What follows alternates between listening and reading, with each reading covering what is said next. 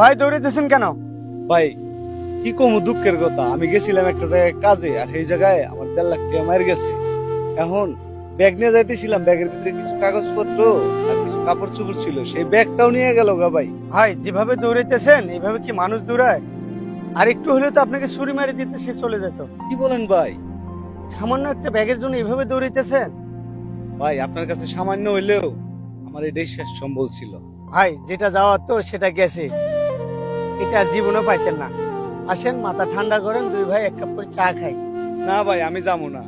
একজন খারাপ মানুষ আমার ব্যাগ নিয়ে গেল, আপনি ভালো সাইজে আবার আমার কাছে থেকে তাও নিয়ে যাবেন। বুঝছি, আমি যাইতাম না, আমি আপনার লগে। যান ভাই, আপনি যান, আপনার কাজে যান।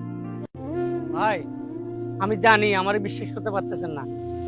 ওই যে চার দোকানটা দেখতেছেন না, এটা আমার চার দোকান। আসেন, দুই ভাই এক কাপ চা খাই, যেখানে মন চায় সেখানে যাইন পরে। আচ্ছা, এত করে ধন কইতেছেন, এত ভালো মানুষও আছে এই দুনিয়ায়, চলেন।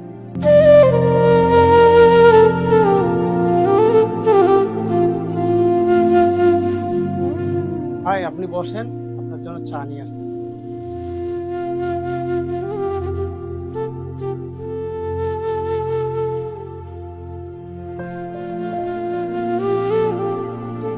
ভাই,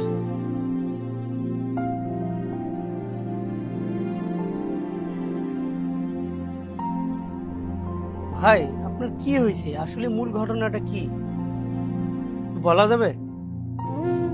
ভাই কি বলবো, বিদেশ যাওয়ার জন্য 1.5 লাখ টাকা এক দালাল দিয়েছিলাম। সে আজকে আসতে বলছে, 1.5 লাখ টাকা নিয়ে আসছে ওনাকে দেওয়ার জন্য। ওনাকে দিছি, উনিও নাই, উদা হয়ে গেছে। তো এখন কি করবো আর, বাসায় যাইতেছিলাম, ব্যাগটাও এক ছিনতাইকারী নিয়ে গেল। আর তারপরে আপনি তো জানেনই সব কিছু। আসলে ভাই, দুনিয়াতে বিশ্বাস করার মতো কোনো লোক নাই। আর দুনিয়াটা চোর ডাকাত বদমাশে ভরে গেছে। আপনি ঠিকই কইছেন ভাই, কারে বিশ্বাস করবেন? আপনার ধরেন তো একটু, খুব মাথা ব্যথা করতেছে।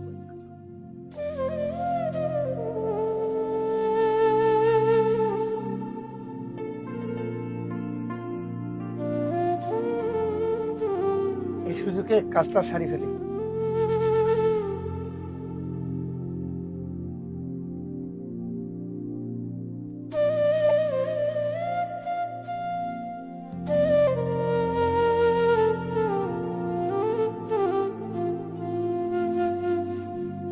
কিরে, ব্যাগে কি পাইছস? আরে ভাই কিছু পাই নাই, দেখ বেটা, একটা পাউডার আর কিছু জামা কাপড়। তুই কি পাইছস? আমি 2000 টাকা পাইছি মানি ব্যাগে, আর একটা মোবাইল। আজকে দাম দেওয়া না, যা হয়েছে হয়েছে, চল অন্য প্ল্যানিং করি, চল। আচ্ছা, চল।